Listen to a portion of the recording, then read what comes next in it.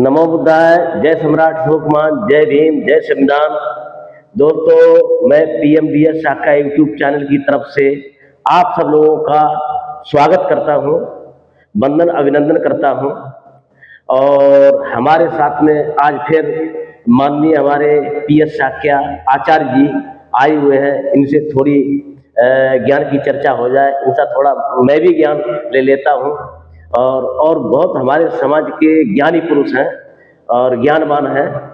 और आज से नहीं, बहुत समय से ज्ञान इन्होंने संजो रखा है। बहुत सारी पुस्तकें लिख रखी हैं इन्होंने, काफ़ी सारी पुस्तकें। मैंने जब देखा जाके इनके घर पे तो मैं तो दंग रह गया। तो माननीय पीएस शाक्या जी से अनुरोध करेंगे कि हमारे समाज को थोड़ा सा सनातन शब्द आज जो चल रहा है, बड़ा प्रचलित हो रहा है, जो देखो सनातन सनातन सनातन कह रहा है। सर, ये सनातन है क्या? आखिरकार ये सनातन कहाँ से पैदा हुआ? और सनातन शब्द का पूरा जो प्रकोप चल रहा है, भयानक स्थिति में आजकल जो देखो दंगा फसाद करता है कि मैं कट्टर सनातनी हूँ। तो सनातन शब्द की उत्पत्ति कहाँ से हुई और क्या है ये पूरा इसका माजरा, थोड़ा हमें बताएं, हमारे दर्शकों को बताएं। सर्वप्रथम तथागत बुद्ध को नमन करते हुए और इस देश के प्रथम चक्रवर्ती सम्राट चंद्रगुप्त मौर्य को नमन करते हुए, देवानाम प्रिय सम्राट अशोक को नमन करते हुए, सच्ची विद्या की देवी सरस्वती माता सावित्रीबाई फुले को नमन करते हुए और समग्र क्रांति के अग्रदूत, गरीबों, मजलूमों, असहाय लोगों के मसीहा महात्मा ज्योतिबा फुले को नमन करते हुए सभी को वंदन और अभिनंदन है। आजकल बहुत चर्चा एक शब्द की चल रही है जिसे सनातन कहते हैं। वास्तव में सनातन शब्द का जो प्रयोग है सर्वप्रथम तथागत बुद्ध ने किया था। इवन आर्य शब्द का प्रयोग भी तथागत गौतम बुद्ध ने किया था। जब उन्होंने चार आर्य सत्यों की खोज की तो उन्होंने कहा, the first noble truth that there is a grief in this world. पहला आर्य सत्य यह है कि संसार में दुख है। The second noble truth is there is a cause of every grief. संसार में हर दुख का कारण भी है। और तीसरा आर्य सत्य, the third noble truth he explained, उन्होंने तीसरा आर्य सत्य बताया है कि उसका निवारण किया जा सकता है। और चौथा आर्य सत्य वो मार्ग है जिस पर चल करके हम अपने दुखों का निवारण कर सकते हैं। तो धम्मपद में उन्होंने एक सूत्र दिया है, नहि वैरेन वैरानी सम्मंति कुदाचन अवैरेन च सम्मंति एस धम्मो सनातनो। जी, अर्थात वैर से वैर को हम समाप्त नहीं कर सकते, अवैर से वैर को समाप्त किया जा सकता है। यही सनातन सत्य है। और सनातन शब्द का अर्थ है जब हम सच्चाई तक पहुंच जाते हैं और वास्तविकता ही सनातन है। जो वास्तविक है वही सनातन है, और जो वास्तविक है वही सत्य है, और जो सत्य है वही अडिग है, वही अचल है, वही अविरल है। उसमें कोई व्यक्ति परिवर्तन नहीं कर सकता। जीवन के बाद मृत्यु सत्य है, सनातन है। कोई व्यक्ति इसको रोक नहीं सकता। संसार में जिस व्यक्ति ने जन्म लिया है उसकी मृत्यु निश्चित है। सनातन वो महासागर है। प्रकृति की शक्तियां सनातन है, प्रकृति का नियम है वो सनातन है, प्रकृति के सारे सिद्धांत सनातन हैं। आप देखिए, जब बरसात होती है तो पानी वो अमृत के समान होता है। और ये अमृत बना कैसे? जब कंडेंसेशन की प्रोसेस होती है, wherever the water is converted into steam, steam में कन्वर्ट होता है। पानी जब नदियों और सागरों का गर्म होता है तो भाप में परिवर्तित हो जाता है। भाप जो है ऊपर उड़ करके बादलों का रूप ले लेती है। बिल्कुल। और जब वो बादल ठंडे होते हैं तो बरसात हो जाती है। प्रकृति का नियम देखिए, लाखों करोड़ों हेक्टेयर जो वन है उसको पानी कौन दे रहा है? वो प्रकृति स्वयं सागरों से पानी ले रही है और स्वयं बरसात के रूप में उनकी पिपासा शांत कर रही है। लेकिन जब तक गर्मी नहीं होगी तब तक पानी भाप नहीं बनेगा, और जब तक भाप नहीं बनेगा तब तक बादल नहीं बनेगा, और बादल जब तक ठंडा नहीं होगा तब तक बरसात नहीं होगी। Whenever we find a seed, जब हम एक बीज को देखते हैं तो हमें उसमें वृक्ष नजर नहीं आता है। आम की गुठली ले लीजिए, आम की गुठली को तोड़िए, आपको कुछ भी नजर नहीं आएगा। लेकिन बंधुओं, जब आम की गुठली को आप जमीन में दबा देंगे, उसको कुछ नमी मिलेगी, पानी देंगे, कुछ दिनों के बाद उसमें एक पौधा तैयार हो जाएगा। पौधा तैयार होगा, उसमें तना निकलेगा, पत्तियां निकलेंगी, कुछ दिनों के बाद पुष्प दिखाई देंगे, और पुष्प के बाद फल भी आएंगे। और फलों की 3 अवस्थाएं होती हैं।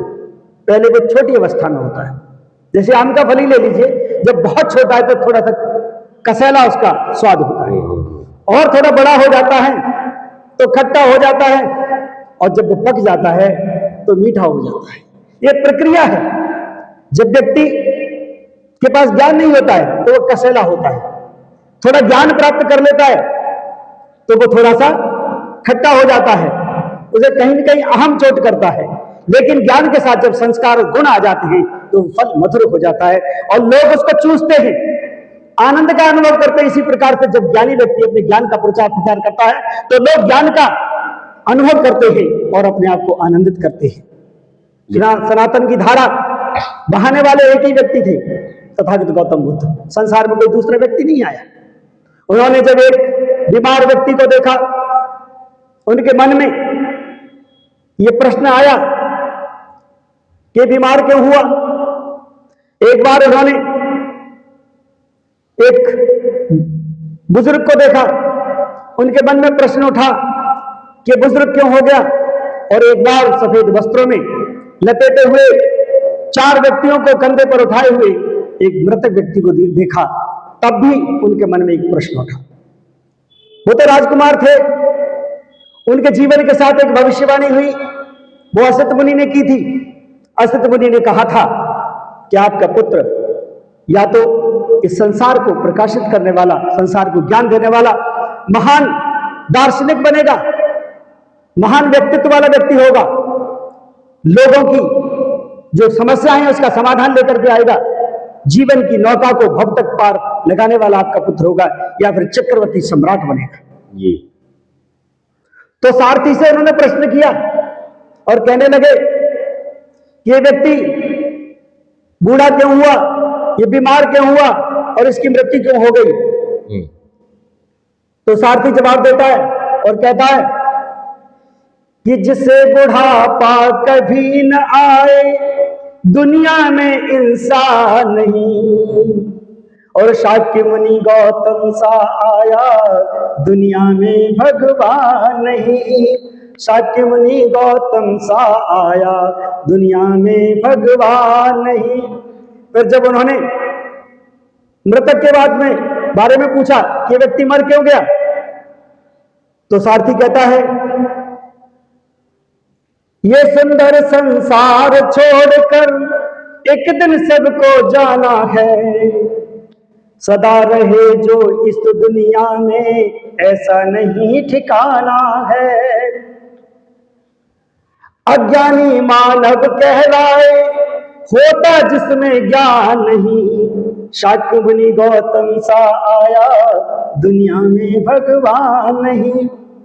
और जब एक दिन वो निकलते हैं तो देखते हैं कि एक व्यक्ति भगवा वस्त्र पहने हुए और मस्ती से झूमता हुआ कमंडल लिए हुए जा रहा है। फिर सारथी से पूछते हैं, अरे सारथी ये कौन है। वो कहते हैं ये साधक है, ये साधना करता है, ये विपश्यना करता है, ये चिंताओं से दूर हो गया है, ये रोगों से मुक्त हो गया है, और ये परिनिर्वाण को प्राप्त करेगा।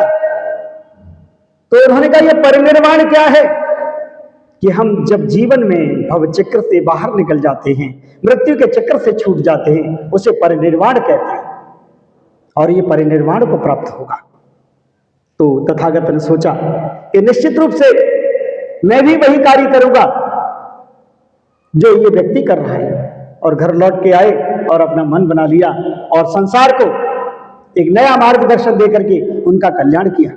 तो बंधुओं, सनातन वह है जो वास्तविक सत्य है। किसी परिस्थिति में, किसी भी स्थिति में उसमें कभी कोई परिवर्तन नहीं होता। मृत्यु सनातन है। हर व्यक्ति की मृत्यु होनी है। कोई व्यक्ति चाहे कितनी भी अच्छी दवाइयां ले ले, कितना अच्छा आहार करे, कितनी भी सैर सपाटे करे, कितनी भी योगासन लगाए, लेकिन एक दिन संसार को छोड़ करके उसे जाना होगा। सत्य सनातन है, क्योंकि सत्य में कभी कोई परिवर्तन नहीं होता। हाइड्रोजन और ऑक्सीजन मिलने से पानी बनता है, ये सनातन है। कोई दूसरी गैस मिलकर के जो है ना पानी नहीं बना सकती। सारे वैज्ञानिकों ने खोज कर दी, लेकिन पानी अगर बनेगा तो हाइड्रोजन और ऑक्सीजन के मिलने से ही बनेगा। और हमें अगर जीवन मिलेगा तो केवल प्राणवायु ऑक्सीजन से मिलेगा, ये भी सनातन है। जिस दिन हमारे शरीर में ऑक्सीजन जाना बंद हो जाएगी, उस दिन हमारी मृत्यु हो जाएगी, ये भी सनातन है। बिल्कुल सही कहा सर आपने। तो सनातन वो है जो जीवन चक्र को संभाले हुए है। सनातन वो है जो इस सृष्टि चक्र को संभाले हुए है। और सनातन में कभी कोई परिवर्तन करने की किसी में हिम्मत नहीं हो सकती। और वास्तव में एस धम्मो सनातनो, यही सनातन धर्म है। ये केवल तथागत बुद्ध ने कहा है, किसी दूसरे ने कहा। मैंने ऋग्वेद का अध्ययन किया है। ऋग्वेद में पहला सूत्र है ईशोपनिषद का, उसमें लिखा है ईशावास्यमिदं सर्वम यत्किंच जगत्यां जगत्तेन तिक्तेन भुंजिता माग्रता का Sudan. God is omnipotent and God is omnipresent. You can't hide any facts from the eyes of God. That's why you must dedicate yourself to the service of God. इसका मतलब है ईश्वर सर्वव्यापी है, सर्वांतर्यामी है। ईश्वर न कभी जन्म लेता है और न कभी मरता है। अर्थात प्रकृति की सत्ता को ही ऋग्वेद भी ये मानता है कि वही ईश्वर है, जो तथागत बुद्ध ने बताया है। ये स्वर, ईश्वर, ये स्वर चल रहा है, ये सांस चल रही है, ये क्या है? ये प्रकृति की देन है। जिस दिन हमारा शरीर ये सांस लेना बंद कर देगा, उस दिन हमारे शरीर में हलचल होना बंद हो जाएगी और हम मृत्यु को प्राप्त हो जाएंगे। यही सनातन है। तो न तो वेदों में, न गीता में, न महाभारत में, न रामायण में, न कुरान शरीफ में, न बाइबल में अगर कहीं सनातन शब्द आया है तो बुद्ध के ग्रंथों में आया है, बुद्ध की वाणी में आया है, बुद्ध के आचरण में आया है, बुद्ध के व्यवहार में आया है और प्रकृति में आया है। दूसरा सनातन शब्द कहीं भी आपको देखने को नहीं मिला। तो बंधुओं, वास्तविकता को पहचानिए, जीवन की सच्चाई को जानिए, तभी हमारा कल्याण हो सकता है। और कल्याण होने के लिए 8 सनातन सूत्र दिए हैं तथागत बुद्ध ने, और इन 8 सनातन सूत्रों का अगर हम पालन करते हैं तो निश्चित रूप से हमारे जीवन के बहुत सारे दुख और कष्ट दूर हो जाएंगे। And the first sanatan truth is the right view, सम्मादिट्ठी, अर्थात सम्यक दृष्टि। जैसा हमें दिखाई देता है वैसा नहीं होता, जैसा हम सोचते हैं वैसा भी नहीं होता, और जैसा हम चाहते हैं वैसा भी नहीं होता। हमारे शरीर का संचालन मन से हो रहा है, और मन में 2 विचित्र चीजें हैं, एक चेतन मन और एक अवचेतन मन। चेतन मन इंद्रियों के साथ जुड़ा हुआ है। हमारी आंखें जैसा दृश्य देखती हैं वैसा हमारे मन के ऊपर प्रभाव पड़ता है। अगर हमारी आंखों ने कोई खुशनुमा दृश्य देखा है तो हमारे मन को प्रसन्नता का अनुभव होगा, और यदि हमारी आंखों ने कोई दुख का दृश्य देखा है तो निश्चित रूप से उस दुख का प्रभाव भी हमारे मन पर हो। जैसे किसी का विवाह हो रहा है, किसी के घर में बच्चे का नाम का संस्कार हो रहा है, गीत संगीत हो रहा है, निश्चित रूप से हमें भी प्रसन्नता का अनुभव होगा। और कोई व्यक्ति छोटी सी उम्र में असमय इस संसार को अलविदा किया गया, उसकी मृत्यु हो गई, तो निश्चित रूप से हमें वहां सुख की अनुभूति नहीं होगी, दुख की अनुभूति होगी। तो हमारा जो चित्त है वो इंद्रियों के साथ जुड़ा हुआ है, और इंद्रियां प्रकृति के साथ जुड़ी हुई है, और प्रकृति से मन जुड़ा हुआ है। सबका प्रभाव हमारे मन पर पड़ता है। तो पहला है सम्यक दृष्टि। इस तथ्य के पीछे वास्तविकता क्या है, वही सम्यक दृष्टि। और वास्तविकता तब पता चलेगी जिन खोजा तिन पाइया गहरे पानी बैठ, और मैं बपड़ा बूढ़न रहा सो रहा किनारे बैठ। हैं किनारे पर न बोती तुम किनारा छोड़ दो, गहरे पानी में जाकर के हर लहर को मोड़ दो, और जो चले गहराइयों में कामयाबी से न दूर, इस तरह चलते रहे तो पहुंच जाओगे जरूर। अपने लक्ष्य को प्राप्त करने के लिए निश्चित रूप से हमें पहला सूत्र राइट व्यू, सम्मादिट्ठी अर्थात सम्यक दृष्टि का पालन करना होगा। हमारे जीवन में 12.5%, 12.5% सुख की एंट्री हो जाएगी, यही सनातन है। दूसरा सत्य, दूसरा सनातन सत्य क्या है? That is right speech. नहीं कश्चन पिकश्य मित्रम, नहीं कश्चन पिकश्य रिपो, व्यवहारिण जानते मित्राणि रिपो वस्तुतः। संसार में कोई किसी का मित्र नहीं, कोई किसी का शत्रु नहीं है। आपकी वाणी, आपका व्यवहार, आपके शब्द मित्र और शत्रु का निर्माण करते हैं। तो इसके लिए लोगों ने हिंदी में तथागत बुद्ध के जो सूत्र थे उनका अनुवाद किया है। ऐसी वाणी बोलिए मन का आपा खोए, और उनको शीतल करे आप शीतल होए, तथागत आप शीतल हो। तो सम्यक वाणी की विशेषता यह है कि हमारे अंतर्मन को भी बहुत प्रसन्नता होती है, और जो सम्यक वाणी सुनता है उसका कल्याण होता है, उसका मार्गदर्शन होता है। यही सनातन सत्य है। अच्छा परिवेश, अच्छी वाणी लोगों का मार्गदर्शन करती है, उत्थान की ओर ले जाती है।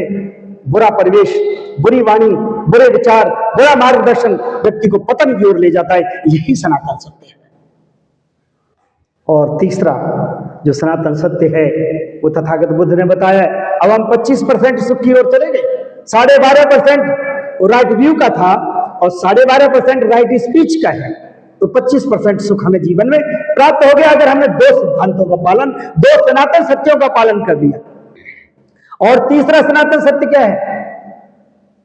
वो है सम्यक संकल्प, राइट डिटर्मिनेशन। हर व्यक्ति जीवन में कुछ न कुछ करने के लिए सोचता है, जिसका चिंतन ठीक है और चिंतन के अनुसार उसकी कर्म निष्ठा और कर्तव्य निष्ठा अडिग है, तो निश्चित रूप से अपने गंतव्य तक पहुंच जाएगा। Strike when the iron is hot. कुदरत हर व्यक्ति को बहुत सारे मौके, अवसर प्रदान करती है, और जो व्यक्ति उस प्रकृति के दिए हुए अवसर को सही तरीके से प्रयोग करता है तो निश्चित रूप से अपने गंतव्य तक पहुंच जाता है। कुदरत ने हमें काम करने के लिए दिन बनाया। That's why the sun rises at a definite time. सूर्य हमें दिखाई देता है निश्चित समय पर। पृथ्वी की घूर्णन गति चलती रहती है। जो हिस्सा सूर्य के सामने होता है वो प्रकाश में हो जाता है, जिसे हम डे टाइम कहते हैं, दिन कहते हैं, और जो हिस्सा सूर्य की किरणों के पीछे होता है उसे हम रात्रि कहते हैं। कुदरत ने कितना बढ़िया नियम बनाया। ये सनातन है सर, ये सनातन सत्य है। अगर दिन ही होता तो कोई सोने का नियम निश्चित नहीं होता, और अगर रात्रि ही होती तो जागने का नियम भी निश्चित नहीं। यही सनातन सत्य है। कुदरत का जो बनाया हुआ जो नियम है हमें नियंत्रित करने के लिए, यही सनातन सत्य है, यही वास्तविकता है। तो जब हमारी राइट डिटर्मिनेशन होगी तो निश्चित रूप से 12.5% सुख और मिल गया, हम 37.5% सुख पर पहुंच गए। चौथा जो सिद्धांत हमें दिया है, चौथा जो सनातन सत्य बताया है वो है राइट एक्टिविटी, सम्यक कर्म। हमें कर्म कैसा करना चाहिए? व्यक्ति 3 प्रकार के कर्म करता है जीवन।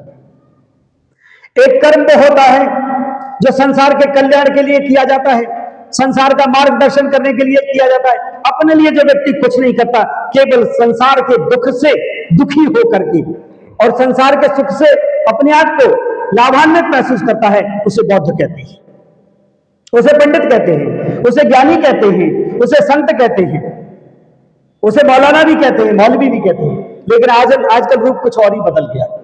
हमने जो है धर्म के मार्ग में धन को महत्वपूर्ण स्थान दे दिया है, तो वो दूषित हो गया है। धन कितना चाहिए? एक व्यक्ति को खाने के लिए कितना भोजन चाहिए? एक व्यक्ति को पहनने के लिए कितने कपड़े चाहिए? एक व्यक्ति को सोने के लिए कितनी जगह चाहिए? जरा विचार कीजिए। जब हमारे पास कुछ नहीं होता तो हम एक बात कहते हैं, साईं इतना दीजिए जामे कुटुंब समाए, मैं भी भूखा ना रहूं, साधन भूखा जाए। देखिए बंधुओं, कैसी विडंबना है। जब कुछ नहीं होता है तो हम भगवान से प्रार्थना करते हैं कि हे भगवान, इतना दीजिए कि मेरा और मेरे परिवार का गुजारा हो जाए। जैसे 1 लाख आए, 10 लाख सोचने लगते हैं, और जैसे ही 10 लाख आया हम 10 करोड़ की डिमांड करते हैं, और 10 करोड़ आया तो 1000 करोड़ की डिमांड होती है। जब 1000 करोड़ हो गया तो 1 लाख करोड़ की डिमांड करते हैं। It means lust for money is never ending. धन के लिए हमारी कामना कभी समाप्त नहीं होती। यह भी सनातन है कि हमारी धन के लिए कामना कभी समाप्त नहीं होती। लेकिन कुदरत का नियम देखिए, धन के लिए कामना कभी समाप्त नहीं होती, और किसी भी कफन में कोई जेब नहीं होती। करो ना कामना, लेकिन कफन में आप एक सिक्का भी लेकर के वहां नहीं जा सकते। यही कुदरत का नियम है। यह भी सनातन सत्य है कि कोई भी व्यक्ति न एक सिक्का लेकर के आया न एक सिक्का लेकर के जा सकता है। यही सनातन सत्य है। तो बंधुओं, 12.5% सुख और मिल गया सम्यक कर्म से। हम पहुंच गए 50% पर। इसके बाद जो 5वां सिद्धांत दिया, 5वां सनातन सत्य बताया है, वो है सम्यक जीवन की जो प्रक्रिया है। कैसे हम जिए, कैसा आहार करें, क्या खाना चाहिए, क्या नहीं खाना चाहिए, कितना खाना चाहिए और कब खाना चाहिए। इसको कहते हैं राइट लाइवलीहुड। सही तरीके से जीवन कैसे जिए। ये पेट हमें दिया है, इसके 3 हिस्से कर लो। 1/3 part of the stomach fill with water, 1/3 हिस्सा पानी से भर लीजिए। 1/3 वाटर विद फूड, 1/3 हिस्सा भोजन से भर लीजिए। 1/3 मस्ट बी रिमेन एम्प्टी, और 1/3 हिस्सा हमेशा खाली रखिए, so that gaseous activity can be completed. जो गैस के लिए खाली रहना चाहिए। जिस दिन से हम भरपेट भोजन करेंगे, उसी दिन से बीमारियों का आगमन हमारे शरीर में आना शुरू हो जाएगा। यह भी सनातन सत्य। सनातन तो पूरा महासागर है। मैं जितनी व्याख्या करता जाऊंगा, सब में आपको सनातन के दर्शन होंगे, जिसे कभी कोई मिटा नहीं सकता, जिसे दूर नहीं कर सकता। तथागत बुद्ध कहते हैं, उसी पदार्थ को खाइए जो आपके स्वास्थ्य के लिए लाभदायक है। उसी पदार्थ को खाइए जो मनुष्य की पाचन प्रणाली जिसे पचा सकती है। उन्हीं पदार्थों को खाइए जिसे प्रकृति ने जिस ऋतु में जो फल और सब्जियां उत्पन्न की हैं, उन्हीं को खाना चाहिए। तो निश्चित रूप से आप स्वस्थ रहें। बंधु, ऐसा कर लिया तो 12.5% सुख और मिल गया। 62.5% सुख हमें प्राप्त हो गया। देख लीजिए, ये सनातन के सिद्धांत हैं। अगर हमने मान लिया इनको तो निश्चित रूप से हम स्वस्थ रहेंगे। इसके बाद तथागत बुद्ध कहते हैं, राइट एफर्ट्स, सम्यक व्यायाम। ये सम्यक व्यायाम क्या है? इंद्रियों पर संयम सम्यक व्यायाम है। अवचेतन मन की धारणा को आत्मसात करना सम्यक व्यायाम है। आंखों ने देखा, दृश्य का अनुभव हुआ, कानों ने सुना, उसका भी अनुभव हुआ। आपने देखा है, जब ज्ञान की चर्चा होती है तो लोगों को नींद आती है। इसका मतलब यह है कि अंदर इतना कचरा भरा पड़ा है कि ज्ञान के शब्द अंदर नहीं जा रहे, इसलिए हमें नींद आती है। और जरा ढोल तमाशा हो रहा हो तो फिर हमें नींद नहीं आती। मतलब कचरे में और कचरा दूसरा मिल गया। विपरीत परिस्थितियां होती हैं, तभी कुछ समस्याएं उत्पन्न होती हैं। हमारी जो जिह्वा है वो स्वाद का अनुभव करती है कि हमने जो भोजन किया है, हमने जो द्रव्य पिया है, वो मीठा है, खट्टा है या कड़वा है, कसेला है, कैसा है। तो स्वाद हमें हमारी जीभ बताती है। तथागत बुद्ध कहते हैं, स्वादहितम भोजनं च दुर्लभम। स्वादिष्ट भोजन और स्वास्थ्यवर्धक हो वो बड़ा मुश्किल है। जितने भी स्वास्थ्यवर्धक भोजन हैं वो स्वादिष्ट नहीं होते। नीम बहुत कड़वा होता है, लेकिन रोज नीम की 2-4 पत्तियां चबाते रहिए, जीवन में कभी बुखार नहीं होगा आपको, कभी बैक्टीरियाइडल इंफेक्शन नहीं होगा, कभी कोई बैक्टीरिया आपके शरीर को आहत नहीं कर सकता। जरा 3-4 पत्तियां रोज चबा करके तो देखिए। हल्दी है, हल्दी, कच्ची हल्दी का रस निकाल करके दूध में मिला करके रोज पीजिए गर्म करके। कभी जीवन में आपको कैल्शियम की कमी नहीं होगी, आपके शरीर के किसी भी हिस्से में दर्द नहीं होगा। लेकिन हम ऐसा नहीं करते, इसलिए हमें परेशानी होती है। तो देखिए, राइट एफर्ट्स का मतलब है सम्यक व्यायाम, एक तन का व्यायाम और एक मन का व्यायाम। तन का व्यायाम तो चलो हम आसन योगासन से कर लेते हैं, लेकिन मन का व्यायाम सिर्फ विपश्यना साधना से ही हो सकता है। और जब तक हम विपश्यना नहीं करेंगे तब तक उस मधुर फल का जो रस है, उसका जो प्रबंध है, उसकी जो प्रक्रिया है, उससे होने वाले फायदे हैं, उनको हमें पता नहीं चलेगा। बाहर से लोग आते हैं, विदेशों से विपश्यना करते हैं, लाभान्वित होते हैं। Max Muller came to India from Germany and he meditated himself. उसने विपश्यना साधना की। He learn Pali as well as Sanskrit, translated Pali epics into Germany. Max Muller यहां आया, पाली भाषा का अध्ययन किया, सारे ग्रंथ से उनको उन्होंने ट्रांसलेट किया और जर्मन ले गए, और उसी व्यवस्था को वहां के लोगों ने अपनाया।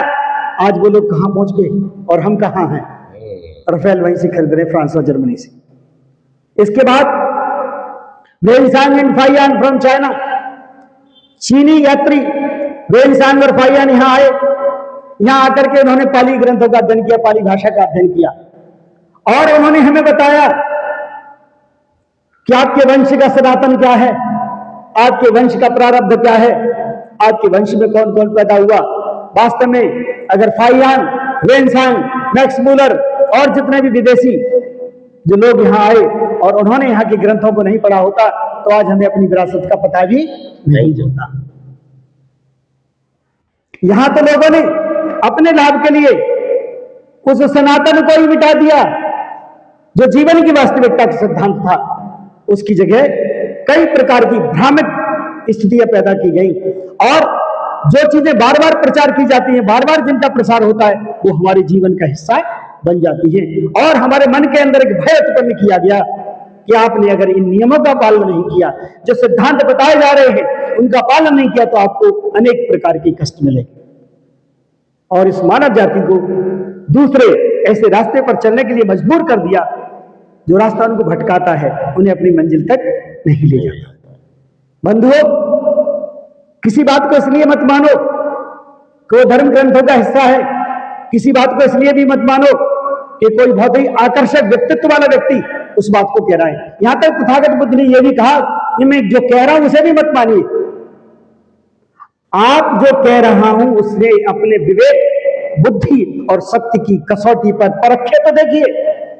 बिल्कुल। सबसे पहले ये सोचिए कि मेरा अपना भला हो रहा है, मेरे परिवार का हो रहा है, फिर समाज का और देश के भले के बारे में सोचिए। तो इतना कड़वा सत्य आज तक संसार में किसी ज्ञानी या किसी ऋषि मुनि ने नहीं बताया होगा। तो बात चल रही थी यहां पर हमारी किस प्रकार से हमें अपनी जीवनचर्या को चलाना चाहिए। तो एक था शारीरिक व्यायाम और एक था मानसिक व्यायाम। तो शारीरिक व्यायाम से योगासन और मानसिक व्यायाम से हमारी विपश्यना साधना अगर ये करते रहेंगे तो 12.5% सुख और मिल जाएगा। बिल्कुल। 75% सुख हमारे जीवन में एंट्री कर गया। इसके बाद अगला जो सनातन सत्य है, दैट इज राइट माइंडफुलनेस, सम्यक स्मृति। एक कटोरी में जब तक गंदगी है, आप कितनी भी अच्छी वस्तु उसमें डाल देंगे, निश्चित रूप से वो खाने के योग्य नहीं रहेगी। बिल्कुल बिल्कुल। कोई भी अच्छा पदार्थ किसी पात्र में डालने से पहले हम उस पात्र को धोते हैं, उसके बाद उसमें खाने योग्य पदार्थ को डाला जाता है। यदि हमारे अंतर्मन में विकारों की गंदगी भरी हुई है तो धर्म उपदेशों से आपका भला होने वाला नहीं है। जब तक टोकरी में, फलों की टोकरी में एक भी सड़ा हुआ फल है तो बाकी जो फल हैं वो सुरक्षित नहीं है। एक सड़े हुए फल में बड़ी शक्ति होती है क्योंकि अच्छे फलों को वो सड़ा देता है, लेकिन 100 अच्छे फलों में इतनी शक्ति नहीं है कि सड़े हुए फल को ठीक कर दें। बंधुओं, सोचना होगा, बहुत चिंतन करना होगा गहराई से कि हमें उस सड़े हुए फल को अर्थात अपने विकारों को, अपने अंतर्मन से निकालना होगा। जो विकार हमारे अंतर्मन को परेशान कर रहे हैं उन्हें दूर करना होगा, और तभी अच्छी अच्छी चीजें हमारे अंतर्मन में आएंगी और फिर हमारा कल्याण होगा। तो 12.5% सुख और मिल जाएगा। अब कितना हो गया? 75 और 12.5 87%। अब 12.5% सुख और रह गया है। जीवन में मनुष्य सदैव अपने लिए कार्य करता है, दूसरों के लिए हम कल्याण के लिए नहीं करते। तथागत बुद्ध ने एक सूत्र दिया है और कहा है, सब्बे सत्ता सुखी होन्तु, सब्बे होन्तु च खेमिनो, सब्बे भद्रान पश्यन्तु मां कांची दुखम आगमा। सब्बे सत्ता सुखी होन्तु, all the creatures of this universe might be happy. संसार के सभी प्राणी सुखी रहें। सब्बे होन्तु च खेमिनो, सभी प्राणियों का कुशल क्षेम हो। सब्बे भद्रान पश्यन्तु, सबका कल्याण हो, दुख से मुक्त हो जाएं।